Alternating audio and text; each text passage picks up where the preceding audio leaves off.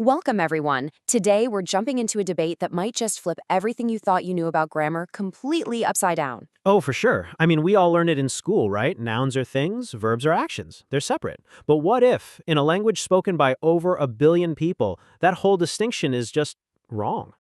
Exactly. It seems so simple. A book is a noun, to read is a verb. Easy. But there's a really compelling theory in Chinese linguistics that says the super clear line we all take for granted, well, it might just be a grammatical illusion. So, to get our heads around this, here's our game plan for today. We're going to start with the traditional view, then introduce this radical new theory. After that, we'll dig into a fantastic critique by scholars Jin Xin and Wang Zongsheng to see how the arguments stack up. And finally, we'll get to the big one. Why does any of this matter in the real world? Okay, let's dive right in. Before we can really appreciate how wild this new idea is, we have to be crystal clear on the traditional way of thinking, the grammar rules that have been the standard for, well, a very long time. For decades, Chinese grammar, just like English grammar, has been built on this bedrock idea called noun-verb separation. It's exactly what it sounds like. Nouns and verbs are two completely separate boxes, they have different jobs to do in a sentence, and that's that. End of story. But then, a challenger entered the ring. A scholar named Shen Jack Swan came along and proposed a totally different way to look at the whole thing. It's a theory called noun-verb inclusion, and believe me, it really turns the old model on its head. Okay, so here's the bombshell. Get ready for it. The theory of noun-verb inclusion says that in Chinese, verbs aren't their own separate thing at all. Nope, they're just one type of noun. I love this slide because it shows you the shift so clearly. Look at the left. That's the old way. Two separate pillars, nouns and verbs. But on the right, the new theory says forget that. There's just one giant category, a supernoun. And inside that category, you have static nouns, which are just regular nouns, and dynamic nouns, which are what we've always been calling verbs. To help wrap your head around this, the theory gives a pretty great analogy. So instead of thinking about nouns and verbs as totally different things, like, say, cats and dogs, think of them more like men and women. Yeah, they have their differences, for sure, but they both fall under that one bigger, all-inclusive category of person. It's a really bold idea, you have to admit. But in science, how do we decide if a new theory is actually better than an old one? It can't just be about which one sounds cooler. There are actual established rules for this stuff. So, according to the philosophy of science, a really solid theory has to check a few boxes. It needs to be clear and make logical sense. It has to explain a lot of different things, not just one or two. And this next one is absolutely crucial. It has to be falsifiable. That just means there has to be some way to test it and potentially prove it wrong. Simplicity is nice, but it can't come at the cost of actually explaining how things work. And that question brings us right to the heart of the paper by Jin and Wang. They basically take this checklist and hold the noun-verb inclusion theory up to the light to see if it really passes the test. Okay, let's get into the evidence, the real nitty-gritty. The folks who support the inclusion theory point to 6 specific patterns in Chinese where verbs seem to act an awful lot like nouns, which they say proves they're all part of the same big family. Okay, let's break this down. The inclusion theory points to all these ways that nouns and verbs overlap. For example, they'll say, hey, verbs can be the subject of a sentence, which is usually a noun's job. See? They must be related. Right, but the counter-argument from Jin and Wang is really sharp.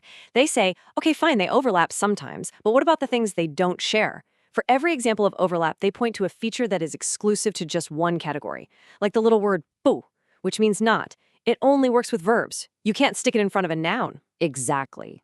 So the inclusion theory keeps pointing at all the shared family traits. And the critique keeps coming back with, yeah, but what about these unique DNA markers? They argue that those exclusive features are super strong evidence that nouns and verbs really are two different species, grammatically speaking. So beyond just looking at how words are used in sentences, the critique goes even deeper. It starts to pick apart the very logic of the theory itself, and even how it uses research from other linguists to back itself up. The paper basically accuses the theory of something called begging the question, or circular reasoning. It's like this. You start by defining nouns in a certain way. You notice that verbs sometimes fit that definition, and then you declare, aha, verbs are nouns. The critique is that you kind of rig the game from the start by choosing your definition carefully.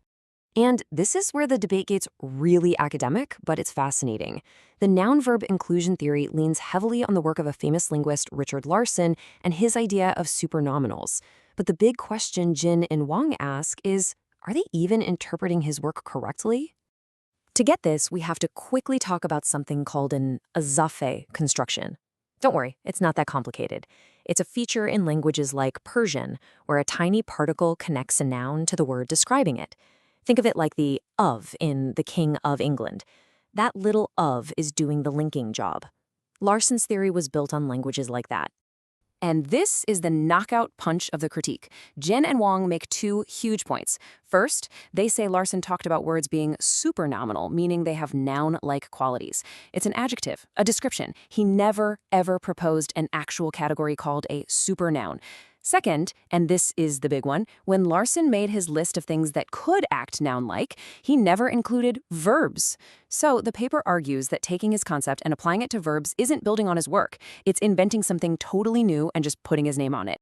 So, okay, after all this talk about grammar and logic and academic citations, you're probably wondering, why should I care, right? What difference does any of this make in the real world?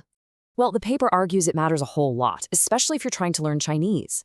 For a student, that clear line between what a noun does and what a verb does is like a lifeline. It's a simple rule you can grab onto. If you erase that line, the paper says, you're just creating a ton of confusion. Just think about it. When you're learning a new language, you need clear rules. You learn that verbs are the words you can add tense markers to. You learn that nouns are the words that need those little classifier words before them. These are the practical signposts that guide you. The paper's final point is that the noun-verb inclusion theory, as interesting as it is, basically takes down all those helpful road signs, leaving learners lost in the woods. So, in the end, we're left with this huge question that's way bigger than just Chinese grammar. Is language a nice, tidy system of neat little boxes we can label and sort? Or is it more of a messy, beautiful, chaotic reality where all the colors bleed into one another? This whole debate isn't just about what a verb is. It's really asking us to think about the true nature of language itself. And that is definitely something we're thinking about.